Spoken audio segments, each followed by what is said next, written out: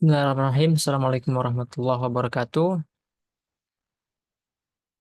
Alhamdulillah Rabbil Alamin. Wassalatu wassalamu ala asyrafil anbiya'i wal mursalin wa ala alihi wa sahbihi ajma'in. Wa qala Allah Ta'ala fi kitabihil karim. A'udzu billahi minasyaitonir rajim. Bismillahirrahmanirrahim.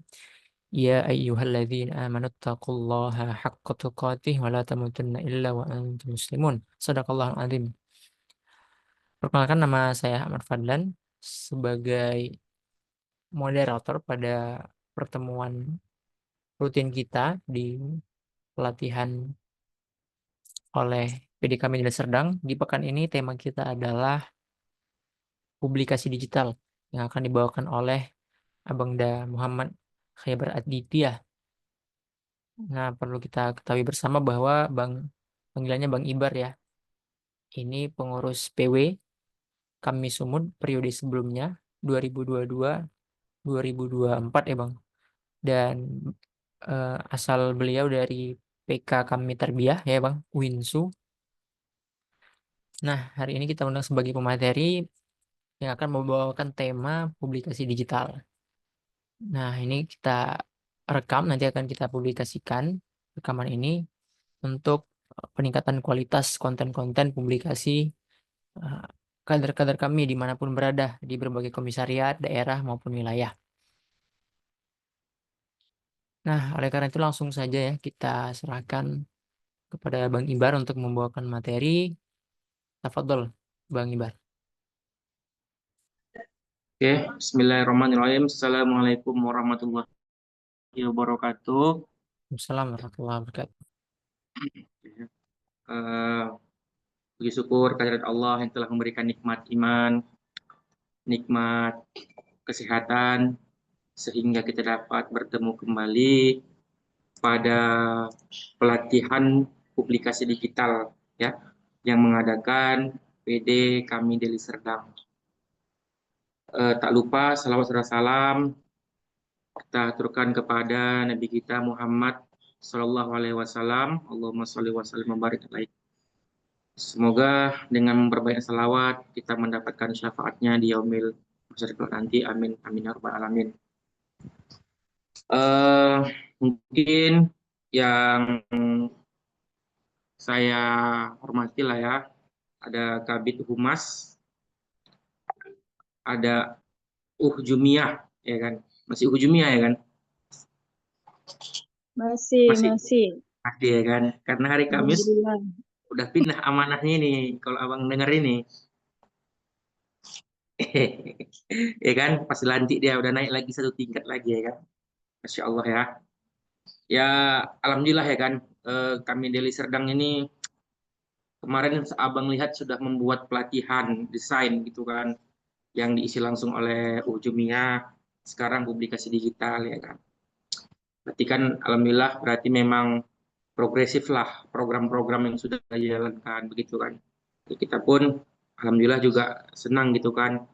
Ternyata Demi Deli Serdang itu banyak sekali kegiatan-kegiatan yang sama-sama saya banggakan teman-teman kader-kader dari PD Deli Serdang ya yang berhadir pada malam hari ini ya kan. Mungkin walaupun banyak yang belum bisa join tapi nanti bisa melihat ataupun menonton kembali nanti video-video yang sudah diupload ini gitu ya kan, bisa menjadi pembelajaran seperti itu ya kan. Eh Mungkin saya akan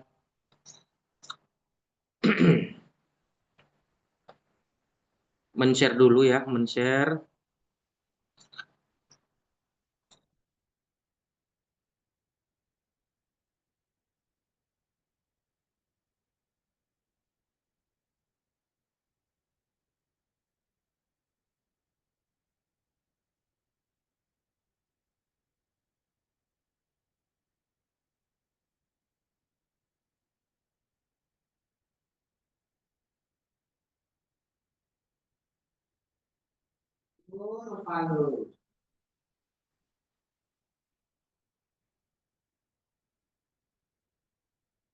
Mana dia ya?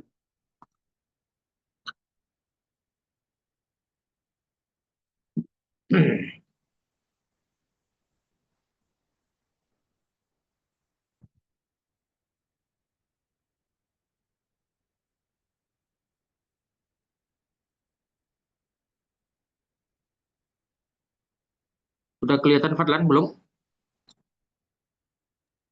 Belum Bang, belum. Belum. Masih apa ya?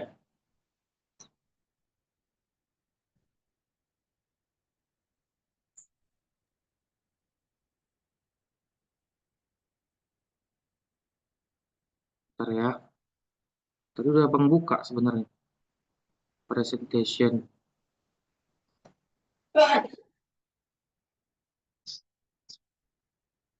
Hmm, layar. Terus web.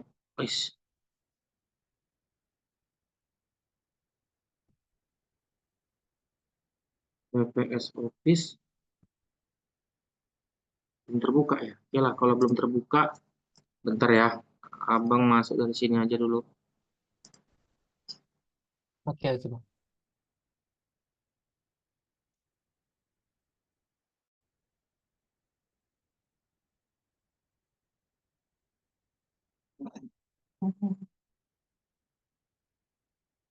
Recording in progress.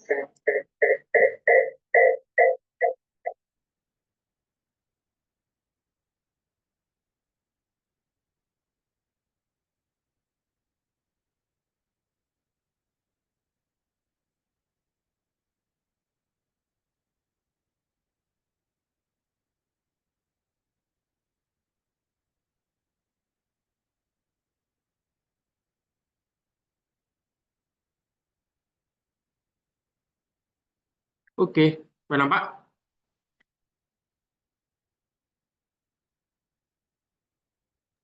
Oke, nampak Bang. Oke. Nah, di sini ya kita akan membahas mengenai yang namanya publikasi digital, ya kan. Nah, itu kan sesuai dengan tema kita pada hari ini, ya kan, publikasi digital. Mungkin yang pertama kita akan berbicara mengenai yang namanya publikasi, ya kan. Publikasi digital itu adalah sebuah proses penyebaran informasi, ide, gagasan, ataupun pesan melalui media berbasis digital seperti website, media sosial, platform berita online, podcast, video, hingga aplikasi pesan instan, ya kan. Nah, ya kalau kita berbicara lah ya kan kita flashback lagi ke belakang, mungkin pada tahun 2000-an, ya kan, sosial media yang belum banyak marak, ya kan, masih hanya segelintir lah media sosial. Dulu ada yang namanya Friendster, Facebook, ya kan, yang itu dulu hanya untuk berkomunikasi, ya kan, belum adanya publikasi gitu kan. Tapi sekarang sudah banyak sekali ya publikasi-publikasi digital yang ada, sehingga ingin memudahkan, ya kan, memudahkan kita dalam mempublikasikan, baik publikasi jurnal, publikasi pemasaran, terus publikasi penjualan dan apapun itu. Itulah yang memudahkan kita sekarang dalam sebuah publikasi. Nah, lalu di sini ada digital publishing is communication with purpose powered by technology. Nah, digital publishing itu adalah komunikasi, ya kan, komunikasi dengan tujuan, ya. Tujuannya apa? Tujuannya itu yang dikuatkan, ya kan, ataupun yang dikuatkan oleh sebuah teknologi. Jadi publikasi digital itu adalah sebuah komunikasi nih, komunikasi menyampaikan sebuah tujuan tapi dengan sebuah teknologi. Itulah dia dari sisi pengertiannya. Nah, lalu nih ada perbedaan publikasi konvensional dan digital. Dari beberapa aspek, ya kan, ada publikasi konvensional dan publikasi digital. Dari aspek media, ya kan, publikasi konvensional itu seperti ada media cetak, radio, TV. Kalau publikasi digital ada internet, media sosial, dan website. Nah, mungkin ya kan, sekarang itu untuk update media-media itulah ya kan, kayak berita. Sekarang mungkin kita lebih banyak itu mendapatkan dari internet ataupun media sosial ataupun website yang bersangkutan. Benar nggak? Pasti benar, ya kan? Ya bisa jadi TV ataupun media cetak seperti koran, majalah, dan radio itu sudah jarang sekali ya yang kita gunakan untuk mendapatkan informasi. Kenapa? Bisa jadi nih, ya kan? Kalau media cetak seperti koran atau majalah, ya jaranglah kita beli lagi kan? Karena untuk apa? Karena sudah ada handphone ataupun smartphone yang bisa kita akses berita-berita terkini yang up to date, ya, yang langsung bisa kita lihat nih berita-beritanya. Terkadang berita-berita yang belum nyampe di media cetak pun ataupun di TV pun sudah nyampe di media sosial ataupun internet, baik juga website seperti itu. Jadi itulah dia perbedaan publikasi konvensional dan juga publikasi digital. Begitu juga dengan akses. Pastinya kalau akses publikasi konvensional terbatas ruang dan waktu, ya kan? Kalau publikasi digital dia global dan real time. Real time itu artinya kayak ya waktunya itu ya waktu yang sedang berjalan, seperti itulah. Bukan dia past time ataupun waktu yang sudah berlalu. Itulah dia perbedaan dari akses. Begitu juga dengan biaya nih. Kalau biaya, publikasi konvensional pastinya relatif tinggi. Kalau publikasi digital pasti efisien dan fleksibel, tidak memakan banyak dana, tidak memakan banyak waktu, ya kan? Kita sudah punya mungkin smartphone masing-masing, ya udah tinggal kita lihat aja. Itulah dia perbedaan. Lalu ada interaksi. Kalau dia publikasi konvensional, pastinya dia satu arah. Kalau dia publikasi digital, dia dua arah, yaitu ataupun interaktif seperti itu. Dan terakhir ada analisis dampak. Pastinya publikasi konvensional itu sangat sulit diukur dan publikasi digital mudah diukur melalui media data dan insight-insight yang ada gitu. Lalu apa sih tujuan utama dari publikasi digital ini? Nah, pastinya publikasi digital ini kan ada nih tujuan-tujuannya. Yang pertama, pastinya menyebarluaskan informasi secara cepat dan luas. Ya kan? Jadi kita sekarang ini, ya apalagi mahasiswa, terus yang Gen Z, baik milenial, pastinya sudah tidak asing lagi lah untuk media-media publikasi digital yang ada gitu kan.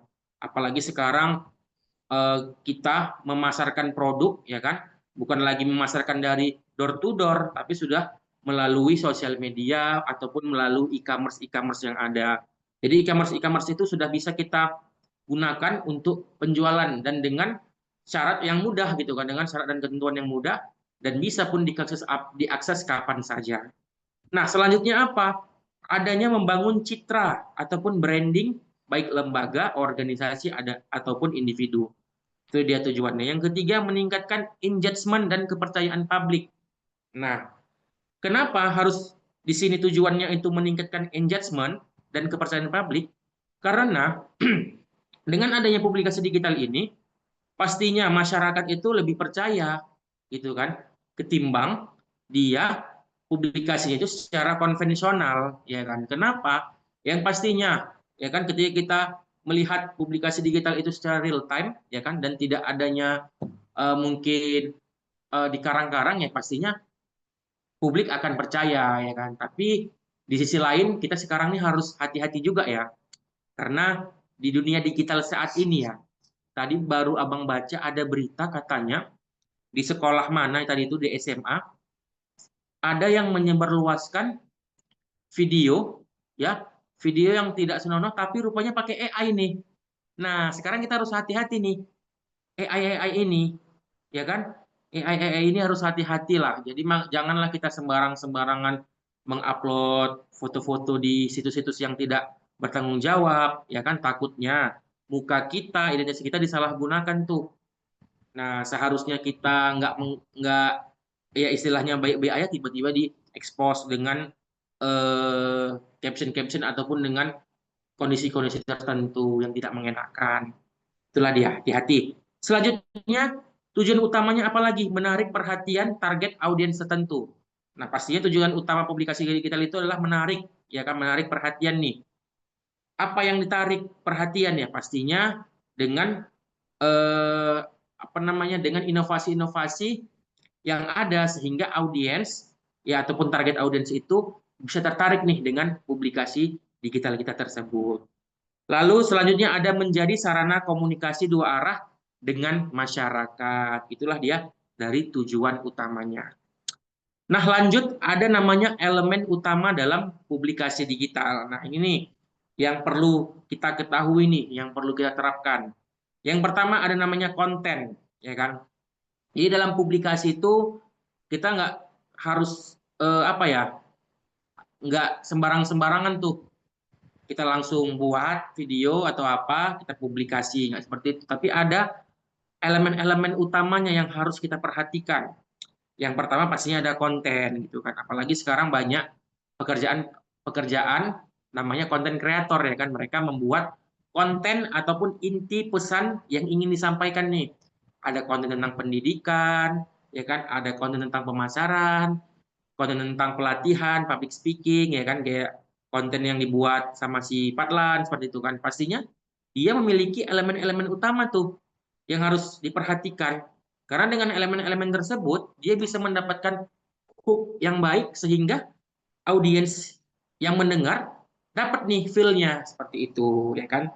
Jadi konten itu sangat penting, ya kan? Karena konten itu adalah inti dari pesan yang ingin disampaikan. Selanjutnya ada media ataupun platform tempat publikasi dilakukan. Nah, saat ini pasti banyak sekali media-media ataupun platform yang sudah open source ataupun yang bisa kita gunakan secara gratis untuk tempat publikasi seperti Instagram, website, YouTube, TikTok, dan lain-lain sebagainya, ya kan? Tergantung kebutuhan kita, ya kan? Facebook juga ada, apalagi sekarang orang pada mengejar FB Pro, ya kan? FB Pro, emak-emak itu ya kan, pakai FB Pro biar dapat monetasi, ya kan?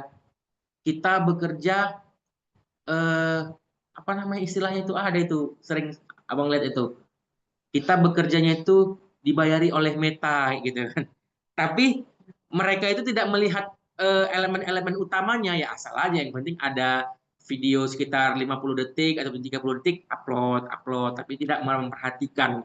Nah, maka dari itulah pada malam ini kita belajar bagaimana kita bisa memperhatikan bagaimana kita mempublikasikan itu dengan step-step ataupun cara-cara yang baik sehingga kita mendapatkan engagement ataupun insight dari para penonton yang ingin dia sampaikan pesannya seperti itu.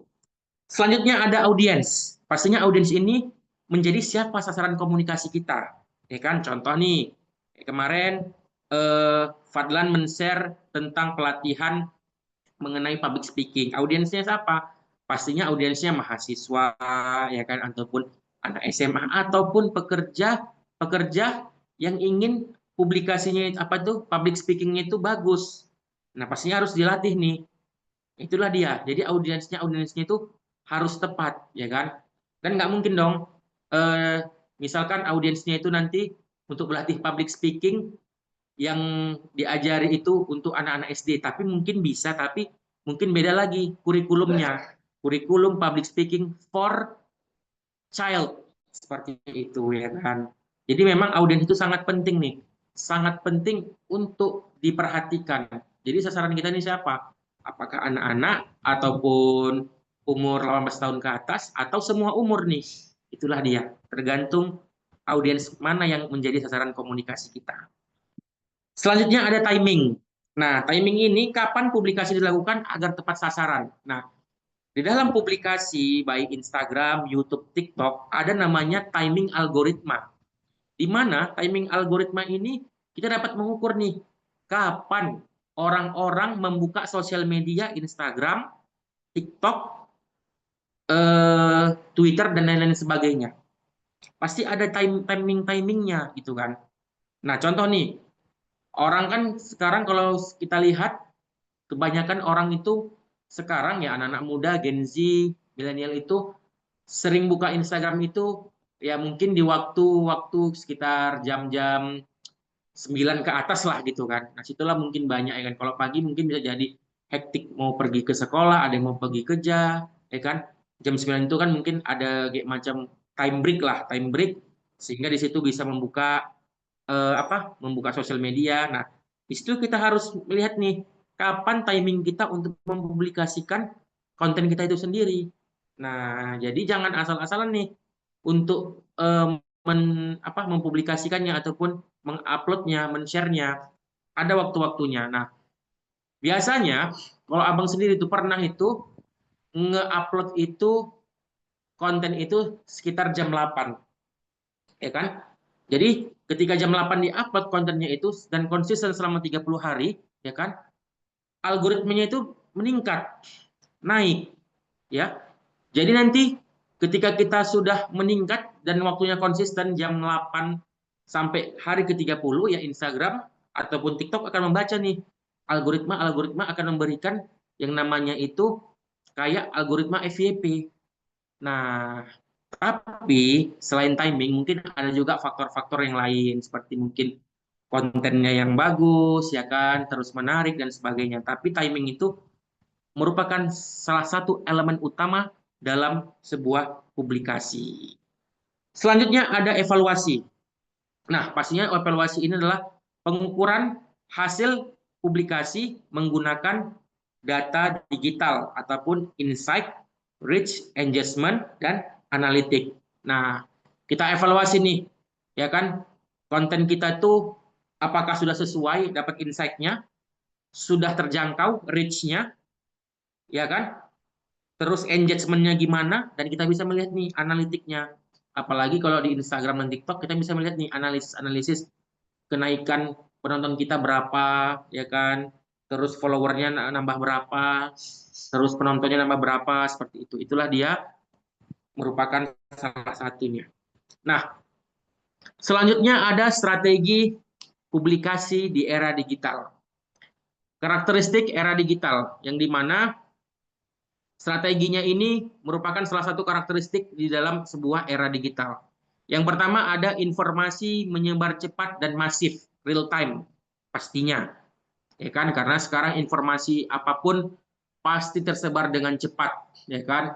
Baik itu informasi dalam negeri, informasi luar negeri, informasi berita bahagia, berita sedih, apapun itu pasti tersebar dengan cepat. Apalagi sekarang internet sudah ada dengan kecepatan yang luar biasa, ya kan? Jadi informasi itu sangat cepat. Lalu audiens itu lebih kritis dan aktif berkomentar, ya kan? Di mana pastinya audiens ataupun pendengar itu kadang kritis nih dan aktif berkomentar, ya kan? Mungkin teman-teman semua pastinya seperti itu juga. Kalau misalkan ke teman-teman melihat konten, melihat berita, pasti yang dilihat duluan kadang komentarnya, bener nggak? Pastinya ya kan, komentarnya dilihat dulu nih, apa sih komentar-komentarnya gitu kan. Kadang kita lihat nih ada komentar lucu, ada komentar yang menghujat gitu kan. Ya itulah dia, audiens itu kritis dan aktif dalam berkomentar gitu kan. Bukan hanya sebagai penikmat isi video, tapi begitu juga dia aktif dalam berkomentar seperti itu. Selanjutnya ada algoritma media sosial yang menentukan siapa yang melihat konten. Nah, jadi dalam algoritma media sosial ini, ya kan, mungkin teman-teman pernah lah pasti merasakannya, ya kan. Terkadang kita kalau melihat Instagram, TikTok, ya kan, ketika kita lagi galau nih, sedih nih, ya kan, kita lihat konten-konten sedih, pasti nanti ujung-ujungnya keluar konten sedih. Terus ketika kita misalkan pengen nonton konten-konten lucu, ya kan, pasti yang keluar lucu semua. Nah, itulah namanya algoritma gitu kan. Apa yang ingin kita tonton itu yang akan keluar semua. Jadi, sistem dari media sosial Instagram ataupun TikTok itu bekerja nih. Apa kebutuhan kita, pastinya itu yang akan disajikannya. Nah, itulah dia. Kadang gini juga nih, ketika kita ngelihat Shopee nih, kita pengen beli baju, ya kan? Tiba-tiba muncullah iklan-iklan baju yang ada di media sosial baik Instagram ataupun TikTok. Nah, kadang bertanya nih, loh, saya tahu deh ya. Tadi aku kan ngecek di TikTok nih. Kok bisa tiba-tiba muncul lagi nih di Instagram? Kok bisa lagi muncul lagi nih di TikTok apa yang kita inginkan baju-baju apa gitu. Nah, itulah yang namanya algoritma. Seperti itu. Selanjutnya, citra online menentukan reputasi organisasi ataupun individu, ya kan? Jadi citra online itu sangat menentukan nih bagaimana reputasi antara organisasi dan individu, ya kan? Nah, di era digital, siapa yang paling cepat dan konsisten menyampaikan pesan dialah yang akan didengar. Nah, ini yang ingat ya, jelas salah satu strateginya ya. Di era digital saat ini, siapa yang paling cepat dan konsisten menyampaikan pesan, dialah yang akan didengar. Nah, kenapa seperti itu? Ya karena kita tahu kan, informasi itu menyebar dengan cepat dan masif dan secara real time. Pastinya siapa yang cepat dan konsisten menyampaikan pesan, dialah yang akan didengarkan dan dialah yang akan ditonton terus-menerus gitu. Jadi teman-teman nanti nih ketika nanti setelah selesai ya kan dari materi ini ataupun dari pelatihan ini bisalah menjadi sebuah orang konten kreator yang diinginkan, bisa misalkan konten kreator mengenai pendidikan, konten kreator mengenai organisasi, konten kreator mengenai masak-masak dan sebagainya. Tapi dia harus konsisten nih. Ingat, harus konsisten dalam menyampaikan sebuah pesan. Selanjutnya, ini yang paling menarik, langkah-langkah strategi dalam publikasi digital. Yang pertama, kita harus mengidentifikasi dulu audiens. Tentukan target, usia, minat, lokasi, dan perilaku digital. Ya kan? Kalau kita sudah dapat nih usianya berapa yang ingin kita targetkan, terus minatnya di bagian mana, dan lokasinya di mana, kita harus identifikasi nih audiens ini seperti apa, seperti itu. Contoh, Gen Z lebih visual, gunakan video singkat dan warna yang cerah, gitu ya kan. Pastinya Gen Z ini lebih suka dengan visual nih, video-video singkat dan warna cerah, ya kan. Apalagi video-video pendek 20 detik, 10 detik itu sangat suka nih Gen Z nih, ya kan, karena dia lebih suka yang visual ketimbang yang harus membaca ya kan, membaca karosel gitu ataupun bacaan-bacaan karosel. Aduh, kadang pening tuh Gen Z tuh kadang kurang menyukai seperti itu. Dia lebih sukai video-video yang video-video singkat tapi bermakna, langsung dapat ke hatinya gitu kan. Lebih begitu Gen Z. Selanjutnya profesional. Gunakan infografis formal dan bahasa yang netral. Maksud bahasa netral ini adalah gunakanlah bahasa-bahasa yang mudah dimengerti, ya kan? Janganlah menggunakan bahasa-bahasa yang tidak dimengerti. Contoh, ya kan? Di Medan ini khususnya, ya kan?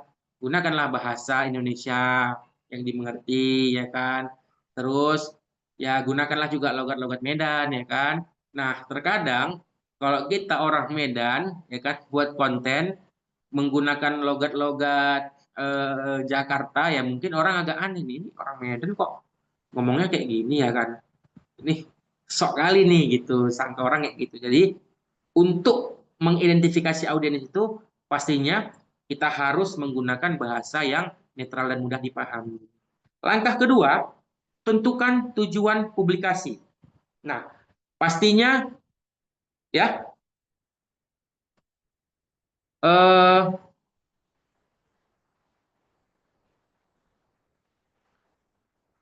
pastinya kita harus menentukan nih tujuan publikasi kita nih di bagian mana nih. Ini sorry ya belum belum diganti. Mohon maaf ya. Tentukan tujuan publikasi. Publikasinya nih aplikasi apa nih ataupun di platform apa? Mau itu Instagram, TikTok, YouTube, ya kan, website atau apapun itu. Kita harus menentukan nih di bagian mana nih yang mau kita tentukan. Nah, begitu juga dengan pemilihan nih platform. Kalau dia informasi resmi pastinya ada di website. Kalau dia edukasi publik di YouTube, podcast, blog. Kalau dia di branding visual ada Instagram dan TikTok. Kalau dia di engagement komunitas ada WhatsApp group, Telegram, X ataupun Twitter. Itu dia pemilihan platform. Yang keempat, rancang konten menarik ataupun konten strategi. Gunakan prinsip 3I. Educate, engagement, dan entertain. Ya, educate itu berarti berikan nilai tambah nih, seperti tips, data, ataupun insight-insight yang ada. Lalu ada engage, ajak audiens berinteraksi, ataupun buat polling ataupun komentar. Banyak sekarang kan di Instagram kan ada tuh, beri komentar Anda, ya kan, ataupun polling nih.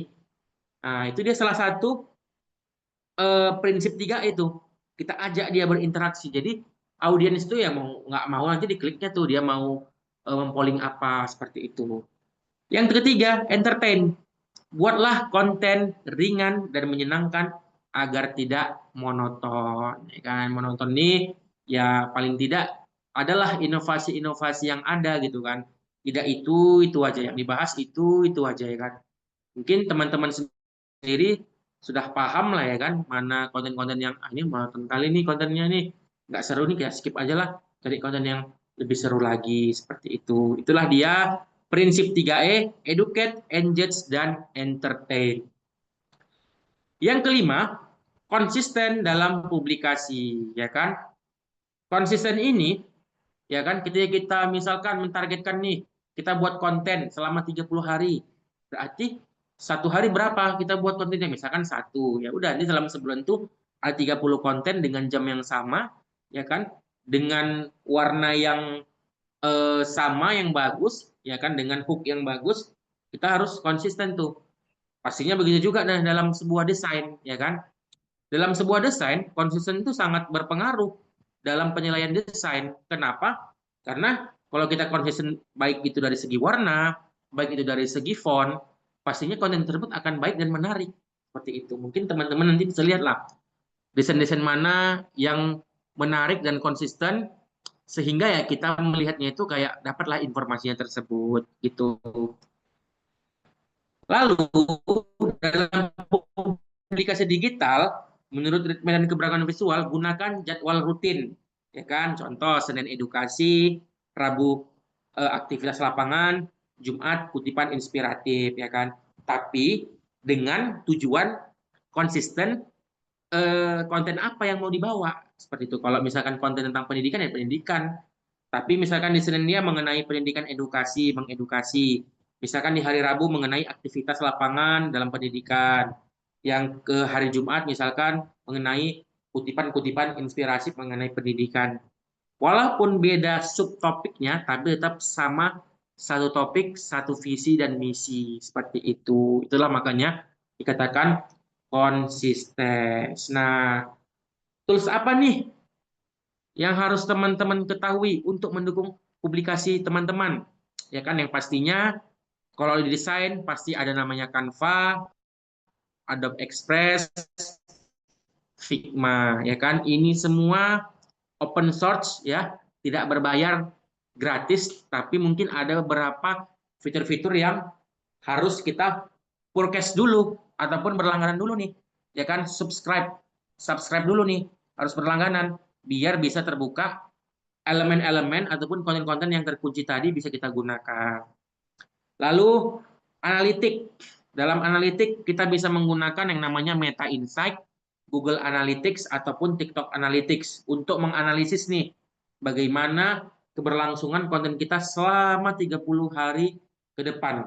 Apakah menaik, menurun, ya kan? Jadi kita bisa evaluasi nih, dari mana nih kekurangannya nih, apa kurangnya nih? Apakah captionnya, apakah kontennya, atau apakah visualnya, penyampaiannya, atau gimana nih? Kita bisa melihat dari analisis baik Meta Insight, Google Analytics, dan TikTok Analytics. Lalu ada penjadwalan, ya kan? Dijadwalkanlah baik before, ya kan? Baik buffer, later, ataupun hot suite, ya kan? Yang dimana kita bisa menjadwalkan nih jadwal-jadwal dalam publikasi digital kita. Lalu ada namanya kolaborasi, ya kan? Dalam kolaborasi kita bisa menggunakan Notion, Trello ataupun Google Workspace, ya kan? Mungkin nanti teman-teman bisa apalah cek langsung di Google-nya untuk aplikasi ataupun tools-tools pendukung digital ini, ya kan? Ada Notion, Trello, Google. Kalau penjadwalan ada Buffer, ya kan? Ada Letter, ada Hotsuite, bisa dipakai dan open source. Itu dia. Nah, ini dia nih, ya kan? Jadi dalam sebuah publikasi digital ada yang namanya teknik CEO, ya kan? Mungkin teman-teman sudah pernah mendengar lah teknik CEO ini, ya kan? CEO, Search Engine Optimization, ya. Walaupun ya teknik CEO ini digunakan untuk website, tapi bisa digunakan ataupun kita implementasikan pada publikasi digital di media sosial kita nih. Kenapa? Karena di sini arti dari SEO itu metode sistematis dengan memanfaatkan algoritma mesin pencarian pada website yang dimanfaatkan, ya kan? Jadi ketika nanti kita cari di pencarian Google, ya kan, konten kita itu ataupun nama sosial media kita itu memang mudah diingat, mudah dimengerti, dia akan muncul tuh di bagian atas tuh, ya kan? Kita bisa lihat nih konten-konten mengenai misalkan konten pendidikan, nanti akan muncul nih konten-konten pendidikan yang bagus, apa-apa aja seperti itu. Yang dimana meningkatkan kualitas trafik pada halaman, pencarian dan kalimat yang sesuai dengan kata kunci. Ya, jadi itulah SEO itu dia bagaimana mengoptimalisasikan mesin pencarian. Selanjutnya, untuk meningkatkan visibilitas website itu, perusahaan biasanya menggunakan SEO itu dalam dua teknik nih. Ada teknik on page dan ada teknik out page. Dengan metode tersebut, perusahaan bisa meningkatkan peluang mendapatkan pelanggan baru dan meningkatkan penjualan serta keuntungan. Nah, itulah dia teknik SEO ini. Jadi, dalam publikasi digital, ya kan, baik di media sosial ataupun di media apapun, kita bisa menggunakan teknik SEO ini, sehingga teknik ini bisa secara tidak langsung membuat nama kita itu mudah diingat, mudah dimengerti, dan orang banyak mencari seperti itu. Itulah dia menggunakan teknik SEO.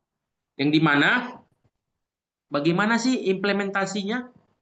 Implementasinya ada di keyword research ataupun kata kuncinya. Kata kunci yang akan digunakan sebagai acuan dan memiliki relevansi tinggi dengan layanan dan produk yang ditawarkan perusahaan. Keyword merupakan faktor penting dalam mengoptimalisasi SEO, ya kan? Nah, sebagai contoh nih, ya mungkin abang contohkan aja lah ya. Saya contohkan langsung.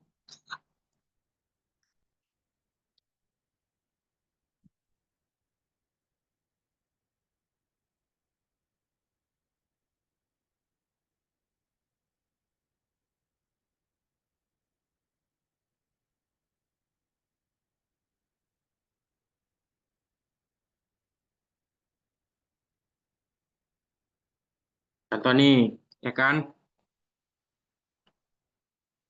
Konten Instagram pendidikan, ya kan? Muncul nih, media konten edukasi Indonesia berani bisa, ya kan? Terus ada konten edukasi anak, ya kan? Nah, inilah dia. Karena menggunakan teknik SEO, ya kan? Dan sesuai dengan mesin pencarian apa yang dia cari, dia akan muncul nih di bagian atas. Ya kan? Inilah dia. Berani bisa walaupun cuma 590 pengikut. Kenapa ya? Karena dia itu sesuai dengan apa yang ingin dia cari. Nah, itulah makanya teknik SEO itu sangat penting untuk diterapkan. Itulah dia contoh kecilnya. Ya kan? Jadi nanti teman-teman bisa nih gunakan teknik SEO dalam konten-kontennya sehingga nanti bisa diterapkan. Oke. Nah, untuk selanjutnya ada yang namanya branding dan tone of voice, ya kan?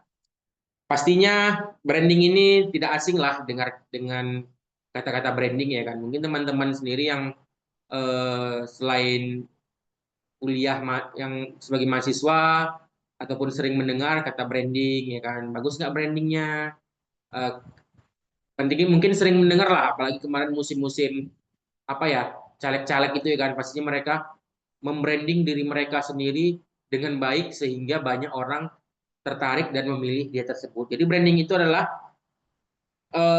adalah proses membangun identitas dan persepsi publik terhadap individu, ya kan, baik itu lembaga ataupun organisasi melalui platform digital, itu dia branding digital, ya kan.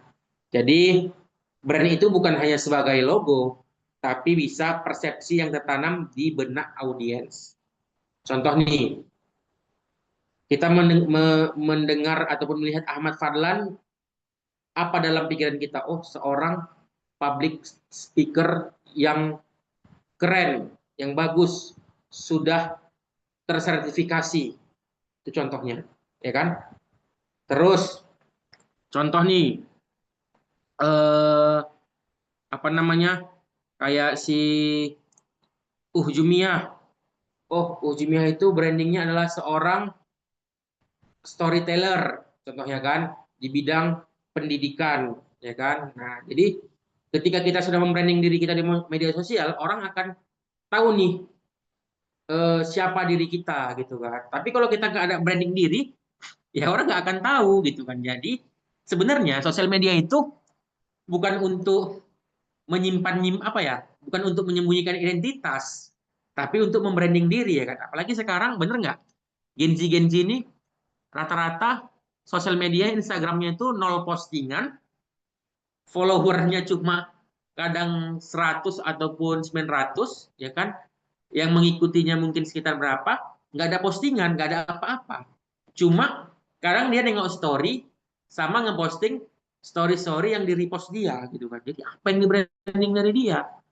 Kalau nanti dia buat tugas, itu buat akun kedua tuh, second account. Second account itulah untuk menjadi tugas dia, membranding tugas dia gitu. First account-nya untuk apa ya? Untuk nggak tahu untuk apa. Untuk branding enggak, untuk mungkin nge-up story-story apa mungkin iya ya, repost story apa tuh di repostnya seperti itu. Tapi nggak ada branding dia gitu kan. Jadi branding tuh sangat penting tuh, ya kan? Jadi kalian punya Instagram, TikTok, branding lah diri ya kan. Tapi dengan branding yang positif. Kenapa saya bilang positif? Ya kita lah ya kan sebagai kader kami pastinya janganlah branding-branding apa namanya joget-joget gitu kan, apalagi yang akhwat yang perempuan ya kan, mohon maaf, yang joget-joget menampakkan lekukan tubuh itu kan tidak bagus lah gitu kan ya. Branding misalkan nih dengan sebagai kader kami dia bisa kayak apa memberikan edukasi mengenai keislaman, mengenai apa gitu, jadi bisa apalah, bisa paham lah seperti itu ya kan. Itulah konten-konten yang harus dibuat ya kan. Next, ada unsur branding dalam publikasi digital, ya kan? Selain logo, ada juga namanya identitas visual, warna, font, dan gaya visual yang harus konsisten. Mungkin ini sudah dibahas pada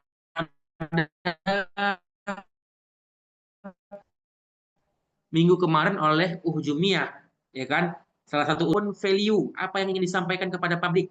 Lalu ada persona brand, apa yang ingin terlihat profesional, santai, religius, atau edukatif. Kalian yang menentukan, itulah unsur-unsurnya. Lalu ada tone of voice, cara berbicara, merek kepada audiens, ya kan? Apakah cara ada yang berbicaranya, ada yang bentuknya santai, ada yang keras, ada yang meninggi terus, ya itu sistem narasi. Semua platform harus menyampaikan pesan yang sejalan. Itulah dia. Lagi-lagi pastinya harus konsisten, ya kan? Karena konsisten ini sangat sulit gitu ya kan. Apalagi kita dalam apa beribadah harus konsisten juga gitu kan. Seperti itu. Inilah dia tone of voice, gaya komunikasi yang digunakan sebuah brand ataupun lembaga dalam menyampaikan pesan kepada audiens. Ya kan?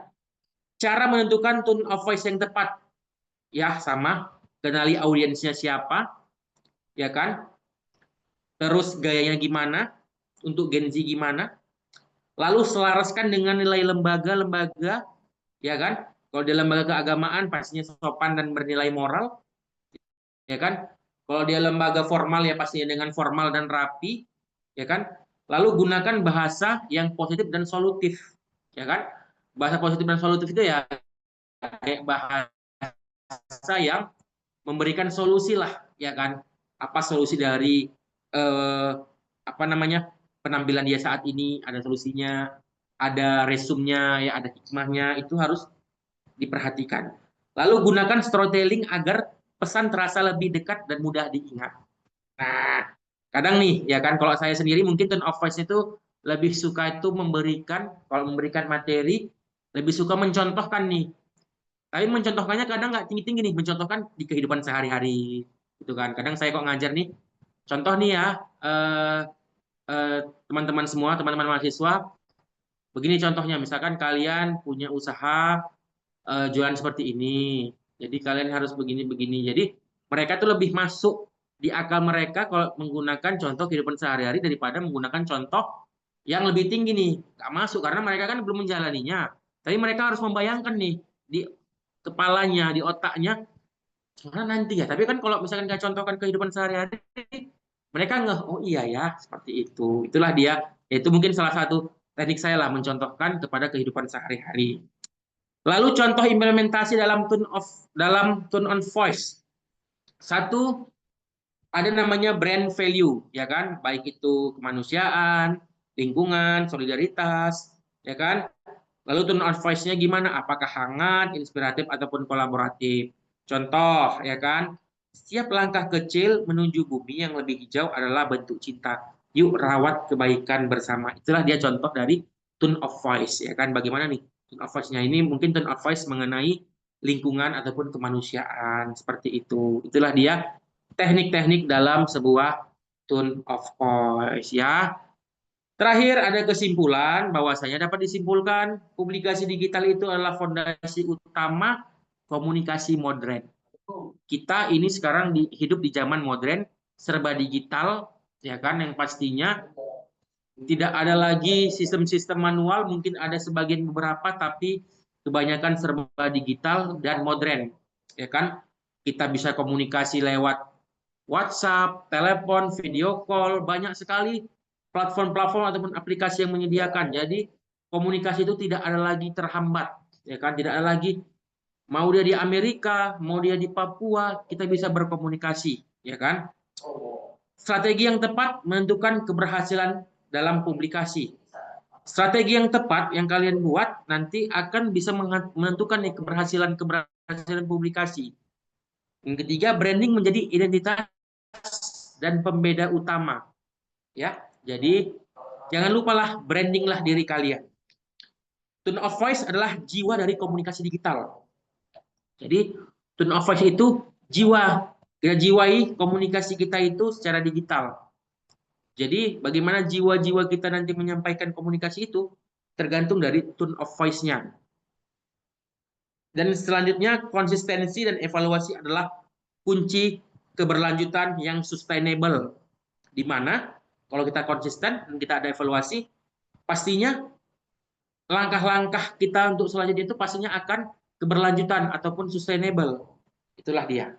Dan terakhir, publikasi digital bukan hanya menyampaikan tentang informasi, tetapi tentang membangun hubungan ataupun engagement, menanamkan nilai, value, dan menciptakan sebuah kepercayaan di ruang digital atau make a trust di dalam sebuah ruang digital. Jadi itulah dia kesimpulan dari materi kita pada hari ini, ya kan. Jadi mungkin nanti teman-teman bisalah mendapatkan insight ataupun menerapkan teknik-teknik yang sudah disampaikan tadi sehingga kita bisa terbuka nih wawasannya. Ternyata selama ini aku ada yang kurang nih dalam membranding diri.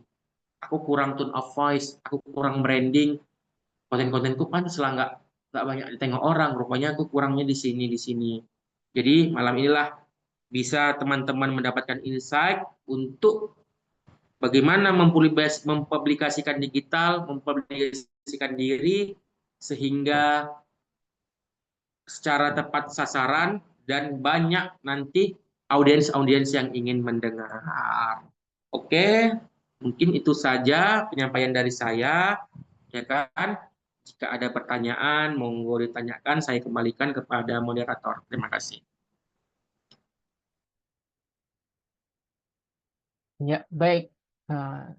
Syukron, jazakallah khair kepada Bang Ibar yang sudah menyampaikan materi. Luar biasa nih teman-teman terkait publikasi digital. Tadi mulai dari hal yang fundamental yang dijelaskan sampai ke teknik-teknik, ada tadi SEO. Nah, itu teknikal banget gitu ya. Nanti kita lain waktu bisa belajar lebih detail lagi nih sama Bang Ibar. Nah, hari ini barangkali pertemuan perdana dengan Bang Ibar. Nah, ke depan bisa kita buat pertemuan-pertemuan lagi yang lebih spesifik mengenai skill-skill yang dibutuhkan di zaman sekarang, khususnya untuk konten-konten kita di organisasi kita. Nah, kita masuk ke sesi tanya jawab, teman-teman yang ingin bertanya ataupun sharing nih terkait yang sudah dilakukan selama ini di komisariat atau di daerahnya gimana, konten-konten Instagramnya kok nggak naik ya, atau mau buat konten apa ya, bingung nih gitu. Nah, bisa banget ditanyakan ataupun di-sharingkan di Zoom kita pada malam hari ini. Silakan teman-teman, ada yang mau bertanya, boleh langsung on mic aja. Perkenalkan dari daerah mana atau komisariat mana, dan on cam ya supaya kita lebih interaktif jika memungkinkan. Ada yang ingin bertanya? Ada 17 partisipan nih.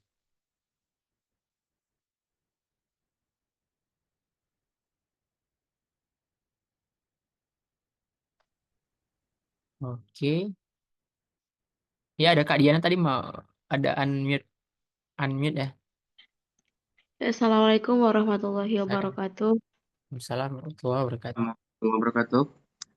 Ya, izin bertanya di sini Bang. Perkenalkan, nama saya Samdiana Siregar dari Prodi Manajemen Dakwah semester 3 dari Komisariat Jenderal Abidin. Di sini saya ingin bertanya kepada Abang pemateri yang pertama tadi, yang dimana saya kan punya pengikut atau followers 2000. Tapi setiap saya memposting, kenapa disuruh ada pembayaran gitu Bang? Ingin menaikkan followersnya harus membayar gitu. Contohnya di promosi video saya harus membayar gitu Bang.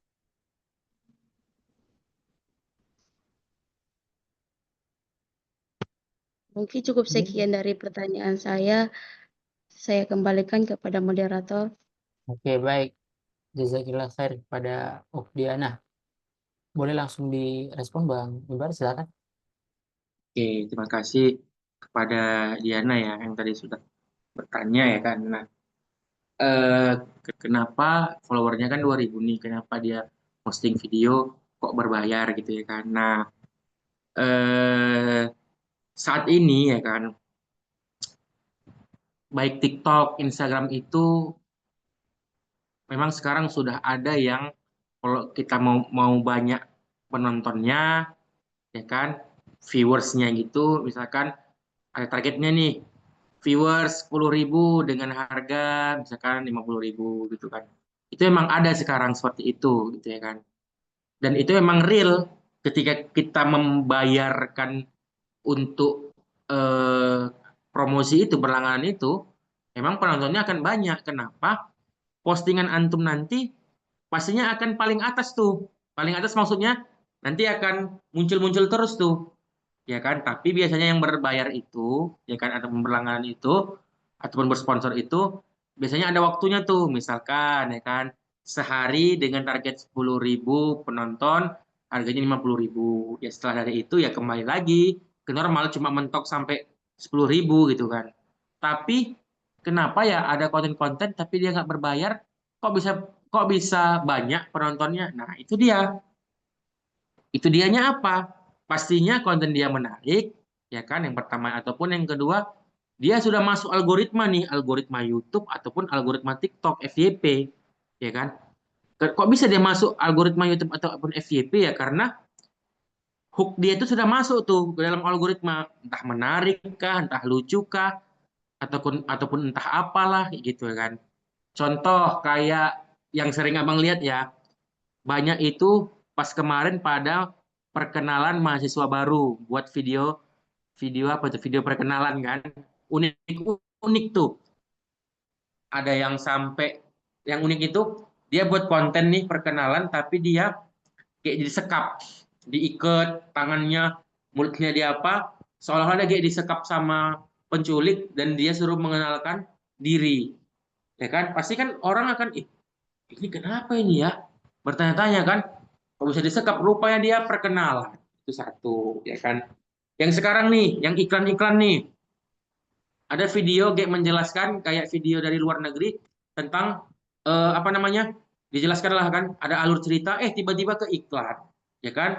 Atau yang dulu lah mungkin sering kita lihat ada video tiba-tiba dia naik kereta, ya kan? Video orang luar negeri nih, pas dia nabrak langsung ke iklan. Nah itu kan hook dia tuh untuk menarik kita kan. Kita pikir ini video apa gitu kan? Kan kadang orang ini ya kita lah sendiri kan. Kadang kan nggak melihat caption dulu nih, kita lihat point of view-nya dulu, ya kan? Apa point of view-nya ya videonya itu. Setelah kita lihat ternyata kita kejebak ke dalam sebuah iklan seperti itu, ya kan? Tapi untuk menjawab pertanyaan dia tadi, kenapa dia berbayar? Memang ada yang berbayar. Biasanya itu Instagram ya marketing lah, kayak menawarkan nih untuk kalau dia mau penontonnya banyak, bayarlah sekian gitu kan. Apalagi sekarang pernah nggak lihat followernya cuma 2.000 tapi dia centang biru. Wah, gimana tuh? Kok bisa ya follower 2.000 centang biru ya? Yang pastinya dia pasti melakukan pembayaran ya kan. Meta centang biru itu verifikasi pembayaran 1 bulan kalau nggak salah 130.000, ya kan? Apa fungsinya centang biru?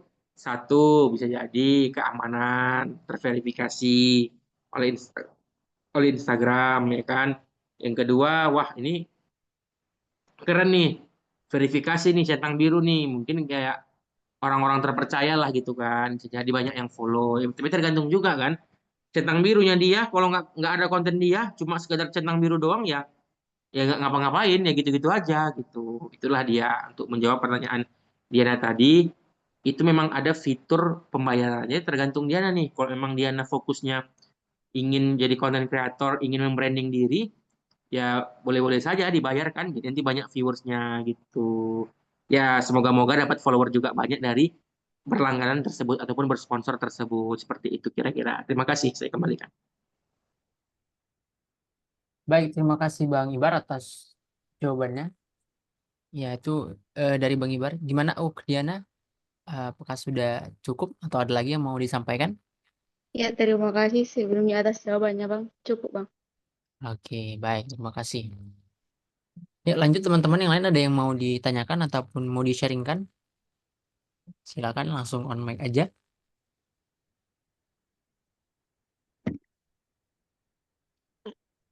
Ada Risha. Halo, Risha ada?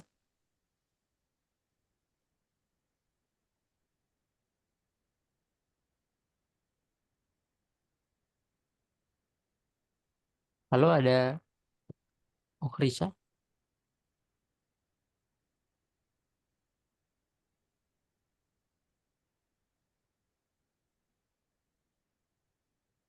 Oke, nggak ada suara ya? Oh, oke, ada suaranya.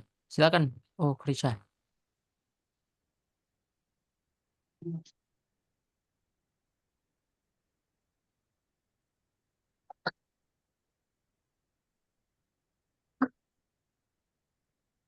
Macet-macet ya?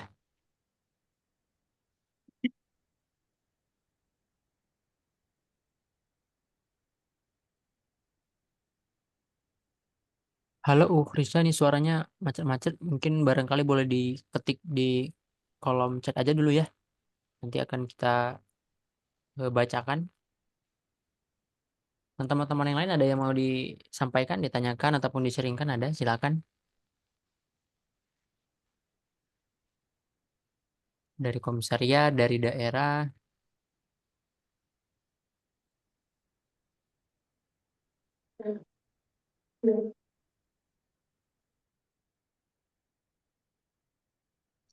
Izin kakak mau bertanya. Oke, Kak Jumi, silakan Kak. Oke, baik. Terima kasih sebelumnya. Bismillahirrahmanirrahim. Izin Bang, Anda mau bertanya mengenai tadi tentang konsistensi dalam publikasi kan. Bagaimana terkait dengan waktunya, kemudian apakah itu berkaitan juga ada pengaruhnya dengan isi konten kita atau bagaimana gitu. Apakah kita boleh misalkan hari ini tentang olahraga, besok tentang masak-memasak gitu. Apakah boleh seperti itu? Apakah harus konsisten dalam apa ya satu satu ide yang misalkan tentang edukasi, ya udah dalam beberapa waktu itu tentang edukasi aja kayak gitu. Itu bagaimana? Kemudian bisa lebih diperjelas lagi tentang teknik CEO tadi. Apa lagi ya? Ada satu lagi kayaknya. Kalau mungkin Banyak itu lah. aja dulu. Banyak-banyak. Oke, Iya, iya, iya. langsung saja Ya, ya, itu, Bang. iya, itu Oke, aja oke. dulu, Bang. Ya, tadi yang pertama mengenai konsistensi ya kan. Jadi seperti ini ya kan. Eh, Kalau kan tadi kan Abang sampaikan nih kan konsistensi. Tadi kan ada di hari Senin, misalkan mengenai eh, pendidikan, di hari Rabu mengenai aktivitas lingkungan kan. Sebenarnya boleh-boleh aja, tapi dalam lingkup visi dan misi tujuannya gitu, tujuan kontennya gitu kan. Misalkan Jumia kan kalau nggak salah Abang sering lihat itu kayak buat konten-konten mengenai apa ya, buat-buat apa video terus ada kayak tulisan-tulisan begitu gitu kan.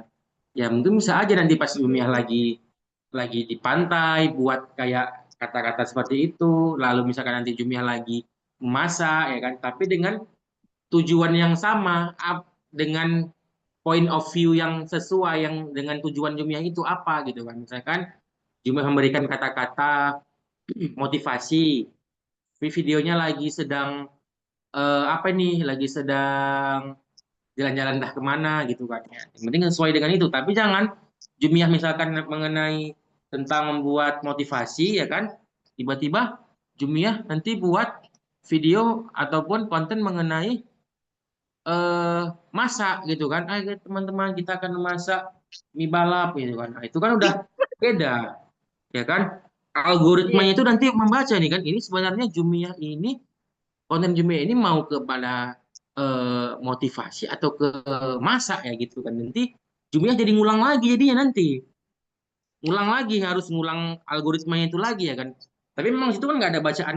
Kamu akan ngulang lagi nggak gitu. Cuma Instagram akan membaca ini ngarah konten mana. Jadi nanti pastinya di beranda Jumia, ujung-ujungnya kalau Jumia nanti ke masak pasti akan muncul konten masak gitu semua. Gitu. Tapi Oh, kalau Jumia konsisten mengenai buat kata-kata motivasi, nanti akan kata-kata motivasi semua seperti itu. Itulah dia. Ya mungkin pasti pernah lah merasakan ataupun melihat di TikTok ataupun Instagram. Kalau kita lihat itu semua. Itu namanya algoritma gitu. Jadi algoritma itu seperti itulah dia bentuknya, ya kan? Apa yang kita inginkan itu terus akan muncul itu semua dari konten-konten manapun. Nah, makanya itulah perlunya hashtag. Hashtag itu salah satunya itu, ya kan? Apa poin dari hashtag kita ini? Misalkan tentang motivasi, kita buat motivasi, nanti motivasi akan mengarahkan ke situ semua konten-kontennya gitu. Tapi kalau kita nanti buat dalam hashtagnya itu nanti tentang masak ya, tentang masak tapi isinya motivasi, itu sangat berbeda gitu dia. Tadi itu yang pertama, yang kedua mengenai teknik CEO ya. Jadi sebenarnya teknik CEO ini Jumia ada dalam sebuah website sebenarnya. Kenapa Bang bilang ada dalam sebuah website?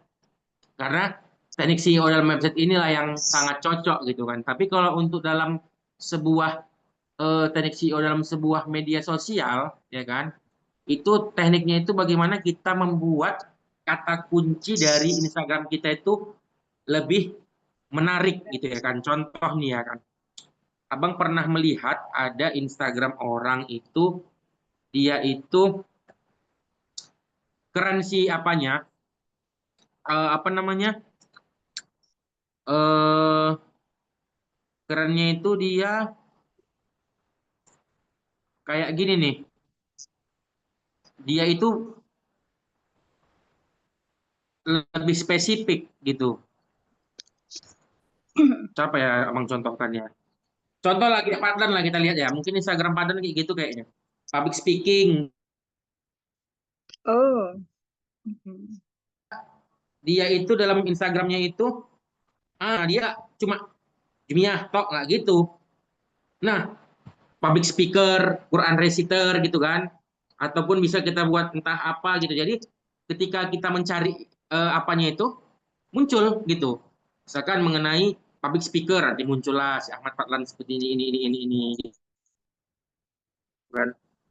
Mungkin ada yang kayak misalkan nanti kalian bisa lihat lah dalam nama username-nya itu, bukan username, nama Instagram itu nanti ada kayak apa namanya, web developer gitu kan, terus misalkan desainer gitu. Jadi dia sudah terdeskripsi, terklasifikasi dia ini fokusnya di mana seperti itu Jumia.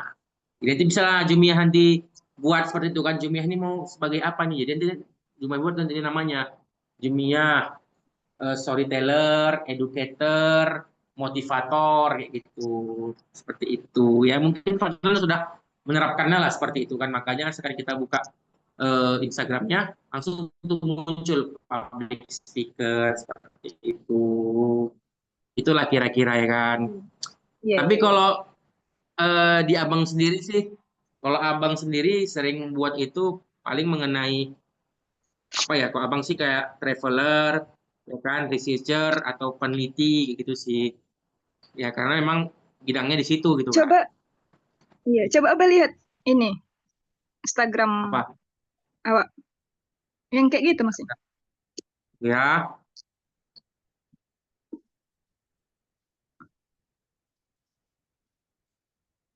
Kemarin itu pernah mengubah Mm-mm. eh, apa ya ide konten di Instagram, di feed Instagram kayak Hmm. kata-kata gitu kan. Biasa selama Hmm. ini kan cuman buat video yang kayak Abang bilang tadi sama foto-foto. Tapi kemarin itu di akhir Agustus sempat buat ini kata-kata motivasi gitu aja tapi dari buku gitu kan. Ini Itu Jumia, di bagian nama viewers-nya Jumia ini. sedikit. Oh, yang itu Maksud yang atas abang, ya, Bang? iya di sini yang dibuat nanti. Kan username kan yang atas nih, ya Iya. kan? Jumia_AZ, ya kan? Nah, disinilah baru kasih tahu identitas. Gitu. Misalkan apa namanya tadi Jumia baru buat nanti garis gini kan, entah misalkan traveler, blogger kayak gitu. Nah, disitulah teknik seperti itu. Tunggu ya, abang contohkan ya, yang yang ada yang pernah abang lihat kayak gitu, dia keren itu. Nah, kayak gini mungkin nggak nampak ya kali ya. Kayak gini, gimana ya? Agak Dia jauh. itu, Nampak tadi? bentar ya, bentar. Hmm,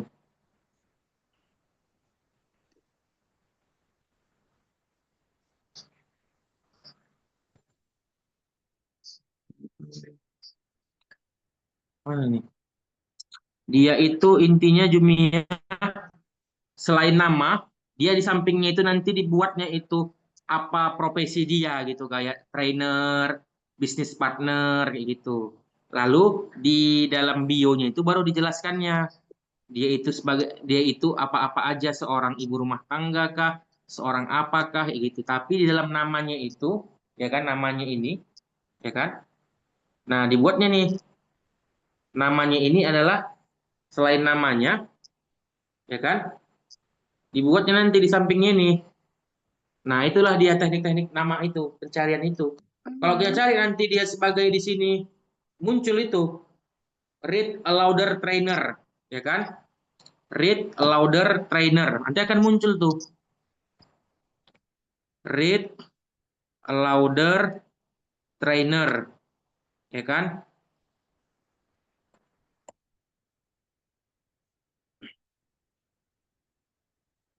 Muncul tuh nama dia. Read a louder trainer. Karena sesuai dengan kata kunci yang dia buat. Seperti itulah kira-kira Jumia. Oke, saya kembalikan. Oke, oke. Syukuran, Bang. Oke, Evan. Oke, baik.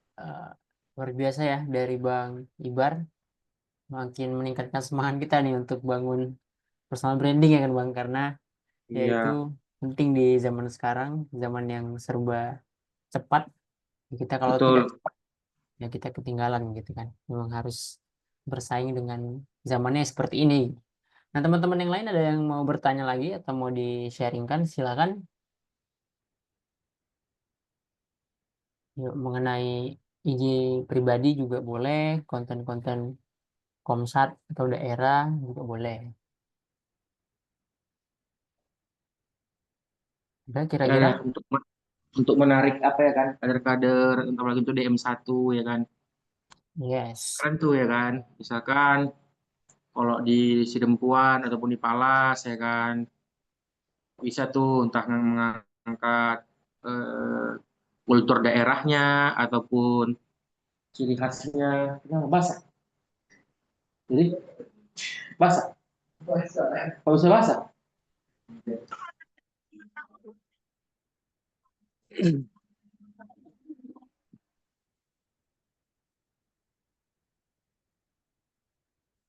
Ya, ada teman-teman yang ingin bertanya ataupun sharing, silakan. Oh, ini ada dari Usman. Usman nih. Ya, tafadhol. Bisa open cam kira-kira? Assalamualaikum warahmatullahi wabarakatuh. Waalaikumsalam warahmatullahi wabarakatuh. Izin Bang semua, Ya, silakan. perkenalkan nama saya Kair Usman Lubis dari PD kami Padang Lawas.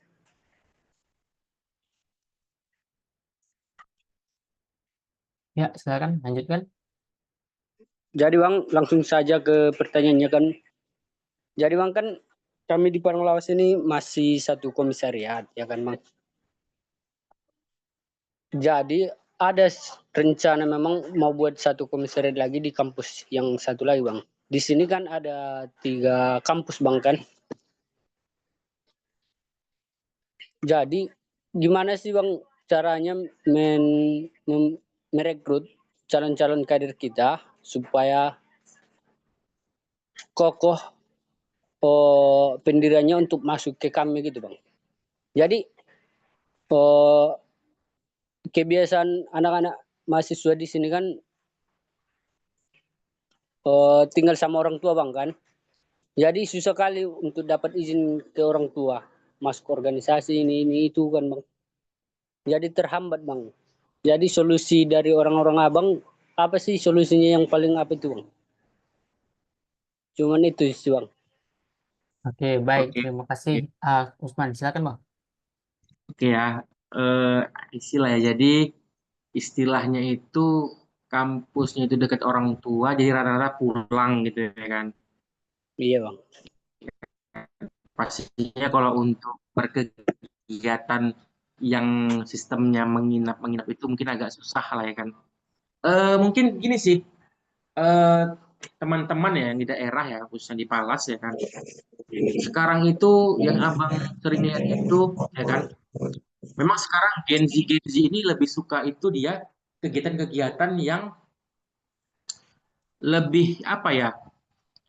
Dia memang sekarang ini ya untuk saat ini ya kan yang abang sering lihat lah ya kan, apalagi di kampus UIN itu kan, Iya. kampus UNUSU itu Gen Z sekarang itu lebih suka kegiatan-kegiatan yang interaktif dan sifatnya itu ya kayak entertain sih gitu kan. Contoh ya kan, mereka kemarin ada di membuat yang namanya itu kayak makrab. Nah, makrabnya itu sebenarnya di daerah-daerah kampus juga gitu kan, dengan ngineplah sehari gitu kan dengan acara ya bakar-bakar gitu kan. Ya, mungkin nanti teman-teman sendiri Iya. bisa tuh membuat kegiatan seperti itu, tapi ya pastinya dengan dalam koridor-koridor Islam lah gitu kan. Jangan jangan sampai terlalu bebas gitu kan. Kita boleh membuat kegiatannya itu istilahnya itu lebih kreatif, lebih entertain, tapi memang dalam masih dalam lingkaran-lingkaran ataupun dalam koridor lah gitu kan. Misalkan nih eh, misalkan butuh kegiatannya itu nanti kalau misalkan waktu ajan ya sholat gitu kan. Ayo teman-teman sholat. Jadi nilai-nilainya itu tidak hilang gitu kan. Tidak nilai-nilai kekamiannya itu tidak hilang karena di kami ini yang paling menonjol itu mau kegiatan apapun pastinya apa? Satu, sholatnya pasti terjamin lah kita bilang kan.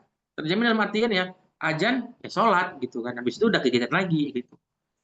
Jadi kalau kita terlalu monoton, terlalu misalkan monoton nggak boleh gini, orang tua kan nggak akan tertarik. Apalagi Gen Z sekarang, visual yang dilihat orang itu, malah lagi ada istilah-istilahnya apa kan? Istilahnya kayak kegiatan-kegiatan yang monoton, nggak suka mereka. Tapi itulah cara menggaitnya, gitu kan. Yang penting kita ajaklah mereka bagaimana membuat kegiatan-kegiatan itu yang lebih menghibur mereka, lebih tertarik ya kan. Ya lebih kekinian lah acara-acara tersebut. Ya contoh, misalkan ya kan nanti buat pra-DM nih, pra-DM misalkan dibuat acaranya itu kayak kumpul terus sharing-sharing ya kan. Tapi jangan lupa nih masukkan juga nilai-nilai kekamian itu sendiri, nilai-nilai Islam itu sendiri ya kan. Biar walaupun kita mengikuti zaman tapi nilai-nilai itu masih tetap ada. Tapi jangan sampai kita lepas kendali nih. Nah, itu yang nggak boleh. Kenapa? Kalau lepas kendali, nanti kita sama dong dengan organisasi-organisasi lain yang dimana sholatnya itu ya ajan ya udah orang tuh tetap berkegiatan nggak sholat apa segala macam. Nah itu yang nggak boleh seperti itu ya kan. Maka dari itulah ya kan kalau abang di sini sendiri kadang kalau ada gaya misalkan dibuat dalam kelas itu kan membuat kayak kegiatan lah gitu kan dengan mahasiswa ya waktunya ajan ya ayo dulu sholat gitu nanti kita habis sholat kita lanjut lagi nih seperti itu sih itu teman-teman daerah ya kan. Nah mungkin Usman bisa nih mencari inspirasi dari mana Bang? Usman bisa mencari inspirasi itu ya mungkin Usman udah tahu lah dari ChatGPT ya kan. Jadi kalau untuk teman-teman di daerah-daerah yang lain ChatGPT itu jangan cuma dijadikan untuk nyari tugas, tapi untuk mencari ide gitu ya kan. Kalau teman-teman yang mahasiswa mencari ChatGPT untuk nyari tugas, tulislah soalnya, itu jawabannya langsung mentah-mentah ya kan. Jangan itu, tapi bagaimana ChatGPT itu menjadi teman untuk bertukar pikiran ataupun ide ya kan. Contoh nih, abang biasanya kalau pakai ChatGPT gini nih, saya adalah seorang peneliti di kampus ini. Saya ingin membuat sebuah penelitian mengenai teknologi. Tolong ChatGPT berikan saya dulu ide judul untuk ini. Jadi jangan langsung ujuk-ujuk langsung ke intinya di ChatGPT itu, tapi harus kita kita asah dulu otak ChatGPT itu mau jadi apa ChatGPT itu. Jadi begitu ya. Jadi dalam ChatGPT itu kita asah dulu dia mau jadi apa, baru ujung-ujungnya kita tanya, kita tuh mau seperti ini, seperti itu. Gitu, teman-teman semua. Ya kan? Ya. Jadi eh, Usman nanti bisalah mencari referensi ide-ide itu di ChatGPT, ya kan? Nanti bisa Usman terapkan. Contoh, saya adalah seorang ketua organisasi di daerah Padang Lawas. Saya ingin membuat sebuah kegiatan atau saya ingin membuat kegiatan pengkaderan kepada teman-teman ataupun adik-adik mahasiswa yang ada di sini. ChatGPT berikan saya ide yang sangat menarik dan sangat interaktif untuk menarik mahasiswa agar eh, tidak monoton dan sebagainya. Kita kan kasih tuh ChatGPT, bla bla bla. Itulah Usman terapkan seperti itu. Itu mungkin Usman, semoga menjawab. Terima kasih. Oke. Terima kasih, Man. Baik. Baik, baik, terima kasih Bang Ibar sudah menjawab pertanyaan dari Usman ya dari Padang Lawas. Ya, barangkali teman-teman ini waktu sudah 9.50. Satu pertanyaan lagi barangkali ya. Ada yang mau disampaikan kira-kira? Yuk, yang belum nih. Nah, kira-kira ada nggak yang mau atau di-sharingkan di komisariat, di daerah? Oh, ada yang raise hand nih.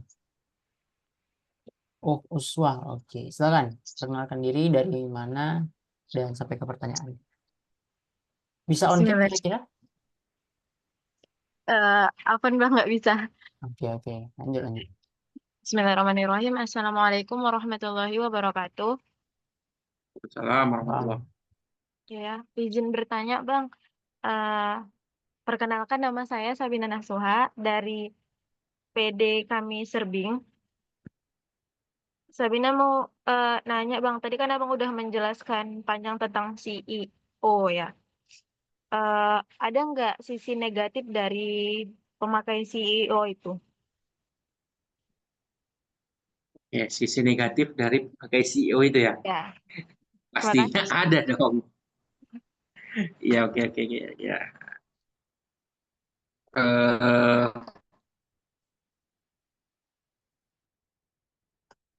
oke ya, jadi pastinya ya kan, di dalam sebuah, ya apapun itu pasti ada sisi positif dan negatifnya ya kan. Ya, kenapa? Yang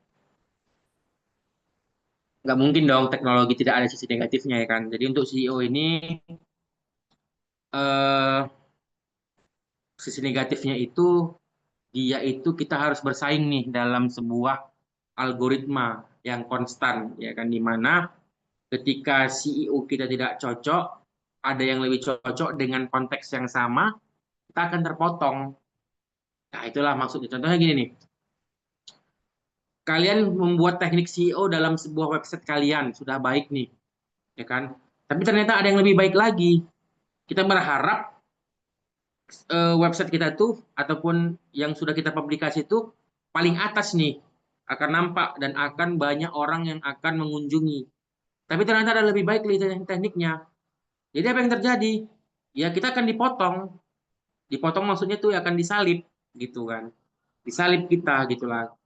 Jadi memang teknik CEO ini memang kita harus benar-benar menerapkannya dengan sebaik-baiknya gitu kan, dengan teknik-teknik yang ada. Mungkin nanti bisalah dibuatkan secara eksklusif bagaimana teknik CEO itu diterapkan secara komprehensif lah ya kan, dengan step-stepnya baru diaplikasikan, dipraktekkan nanti. Mungkin nanti bisalah untuk next selanjutnya gitu ya kan. Sama bisa merusak tingkat, bukan merusak sih, kayak memper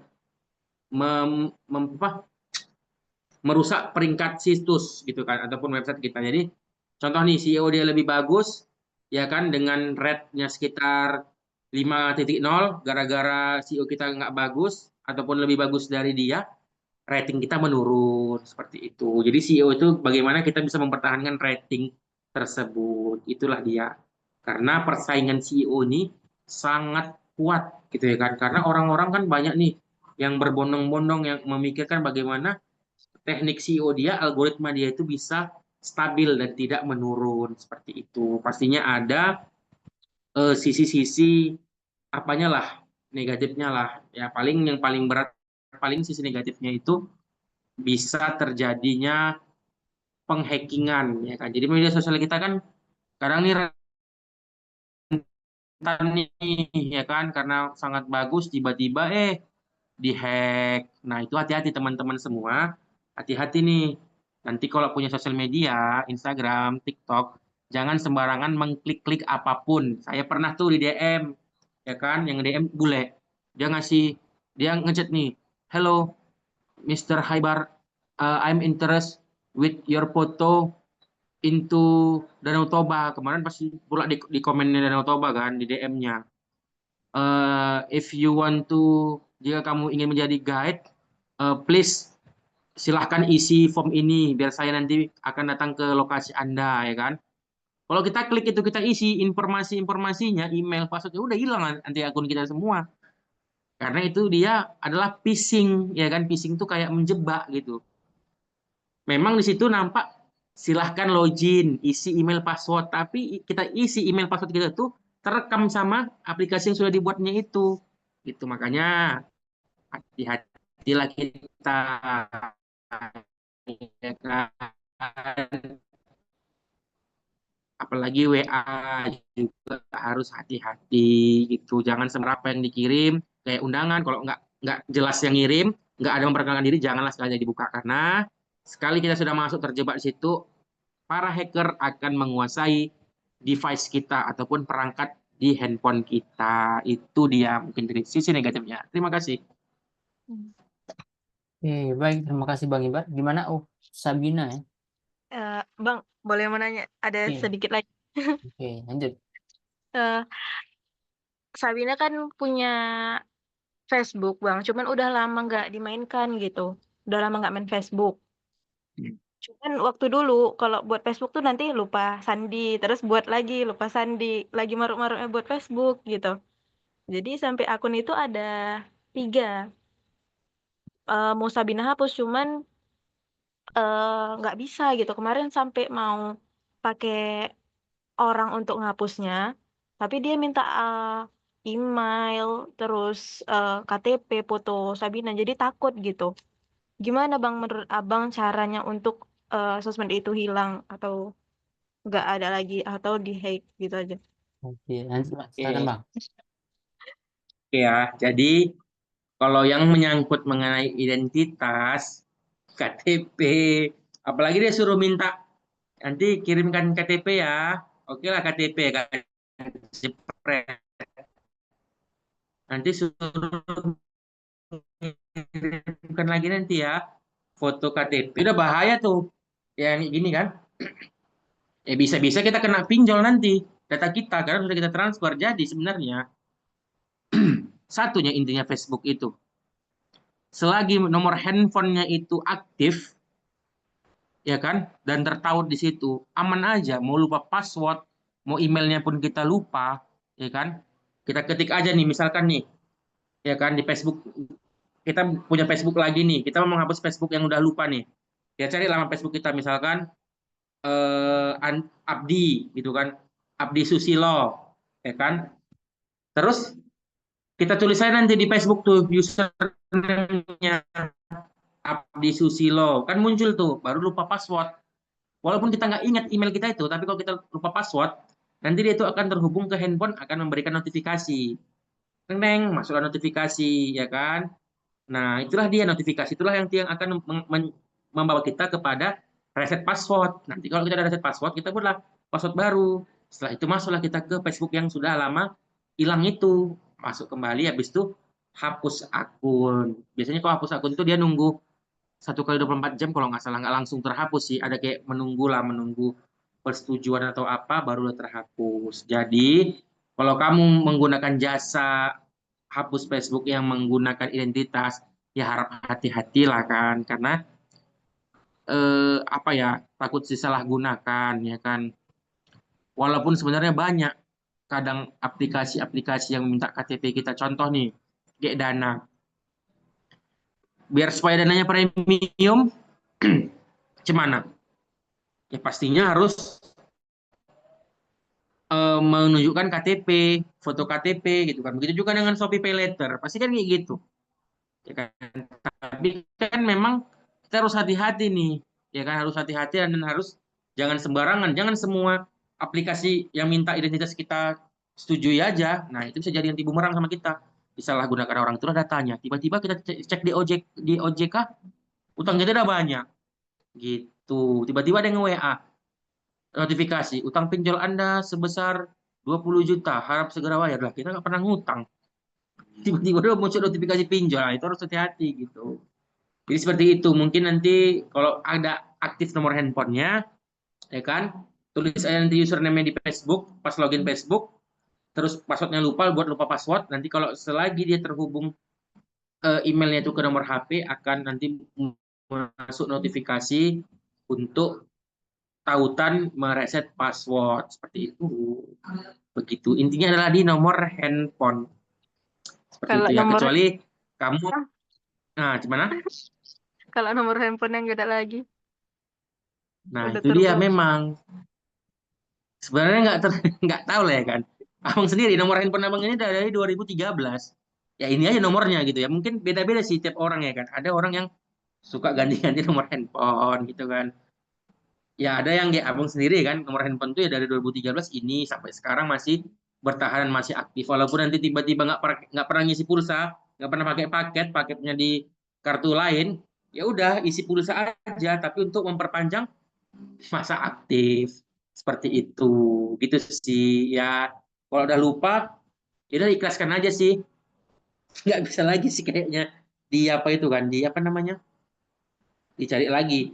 Walaupun kamu pakai jasa minta minta KTP itu ya harus hati-hati lah. Abang sendiri juga nggak bisa menjamin ya kenapa dia harus minta KTP dan foto kita kan, itu yang menjadi bahaya gitu. Mungkin seperti itu sih kira-kira ya. Kalau apa ya ikhlaskan aja lah dulu kan. Pastinya kan biasanya kalau Facebook udah lama nggak kebuka itu nggak ada yang mau nyari itu gitu sih. Ya Facebook Awang juga ada dulu Facebook lama gitu kan.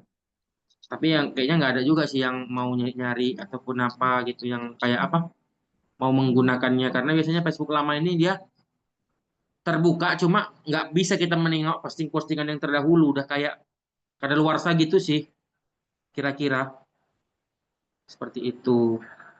Oke, saya kembalikan. Oke, oke, cukup ya. Oh, Sabina ya. Iya, Jadi dari syukur mana? Bang. Ya, dari mana tadi? Ya, teman-teman. Dari PD kami Serbing, Bang. Oh iya, Serbing ya. Oke, baik. Terima kasih. Tadi ada Izin yang bang, oke.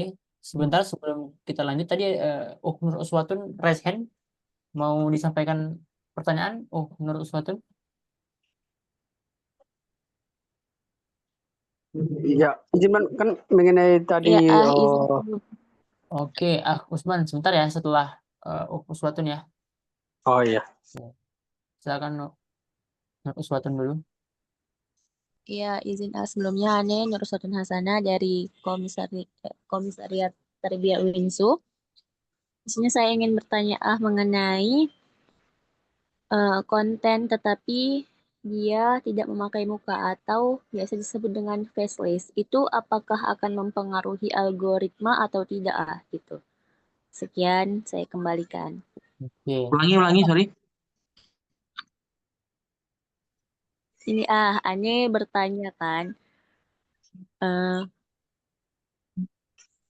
terkait konten yang tidak memakai muka atau biasa disebut dengan faceless, itu akan ketika kita buat konten faceless itu akan mempengaruhi algoritma nggak Terbaca nggak algoritmanya gitu Faceless ya. Ya, sekian Pas kita menampakkan muka gitu ya. Oke. Nah, itu sebenarnya apa ya? Lebih ke konsisten gitu ya kan. Ada memang konten kreator yang dia tidak menggunakan mukanya faceless. Kata-kata ataupun gini nih, dia mungkin ada foto dia gitu kan, tapi kepalanya nggak nampak, bener nggak? Ataupun pas lagi ngebelakangi gitu kan, ataupun misalkan tangan dia gini, ya itu kan berarti kan dia faceless gitu kan. Dia konsisten tuh seperti itu. Contohnya kayak mungkin konten siapa ya? Ada tuh penulis yang dia nggak pernah nampakkan mukanya. Terelie gue nggak salah ya. Di konten-kontennya itu nggak ada kecuali kalau JS Kairen mau tuh nampakkan muka kan sering kan. Kalau Terelie kayak nggak Alfi pernah ada lah Syahrin, kemarin. Bang. Apa siapa? Alfi Syahrin, Terelia juga. Nah, itu kan nggak pernah nampakin identitas dia kan. Nah, itu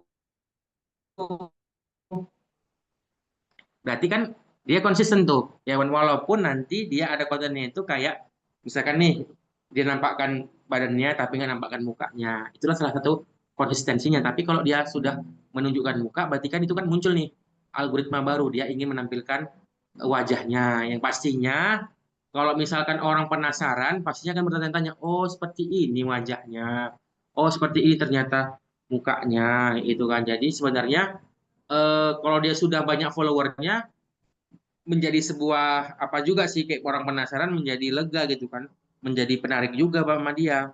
Tapi kalau mungkin belum terkenal, followernya masih sedikit, ya mungkin masih belum terhitung dalam sebuah algoritma apa itu ya kan konsisten konsisten tersebut gitu sih. Jadi gini sih buat teman-teman semua ya kan yang ingin nih men-challenge dirinya, ingin membuat sebuah konten itu coba dulu challenge 30 hari aja di konten kalian dan membuat apa. Kayak gitu kan. Contoh nih fokus di misalkan memberikan kata-kata motivasi. Coba dulu 30 hari buat ya kan cari idenya di mana di ChatGPT aja cari. ChatGPT-nya cari ChatGPT apa konten-kontennya nanti terapkanlah. Insya Allah pasti nanti ada peningkatan ataupun apa namanya peningkatan dari video-video yang kalian buat tersebut seperti itu. Mungkin bisa menjawab. Terima kasih. Oke, syukron Bang Ibar sudah menjawab pertanyaan dari Nur Uswatun. Terakhir tadi dari Usman, tafadhol, silakan. Oke. Terima kasih Bang. Izin Bang, jadi kan tadi Abang jelaskan kayak pakai akun Dana ya kan Bang. Jadi masukkan Ya, KTP gitu Bang. Jadi Bang kan ada nih Bang, setelah dimasukkan Bang, tadi datanya ini tidak valid Bang. Udah tersambung ke akun yang lain gitu Bang. Jadi solusinya untuk menghapusnya yang udah terdaftar itu Bang bisa lagi tuh Bang. gimana ulangi Usman? Mau menghapus datanya itu Bang kan. Kan pas didaftarkan ini KTP-nya Bang kan. Udah terdaftar ke akun yang lain gitu Bang. Jadi nggak bisa lagi gitu Bang. Apakah bisa dihapus akun yang udah terdaftar itu Bang? Biar bisa diulangi lagi Bang gitu kan Bang. Ada nih.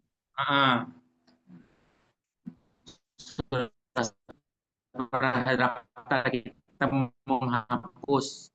Kalau kita mau menghapus data kamu itu sudah terekam di pada aplikasi Dana tersebut. Nah, tapi kalau aplikasi-aplikasi sekelas Dana ya kan mungkin kan trusted lah ya, trusted dalam artian itu terpercaya lah kan kita bilang kan untuk aplikasinya nggak mungkin disalahgunakan ya. Tapi kecuali mungkin mereka mendesak sahamnya anjlok, ya mau nggak mau dijual nih data-data yang sudah masuk ke Dana itu ya barulah. Tapi itu kan mungkin kemungkinan kecil lah kemungkinan. Tapi kalau misalkan Usman mau menghapus aplikasi Dana tersebut pastinya terhapus tapi data itu sudah terrecord begitu. Jadi memang ya keperluan Usman itu apa gitu kan. Abang sendiri memang menggunakan Dana dan pakai Dana premium sudah terdata ya. Guna Dana itu apa? Kayak misalkan pembelian paket data, pembelian ini itu lebih mudah gitu kan. Dan alhamdulillah sampai sekarang belum pernah lah terjadi scam ataupun aneh-aneh di Dana karena ya digunakannya juga ya wajar-wajar aja dan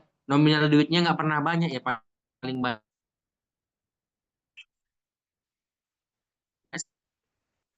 sejuta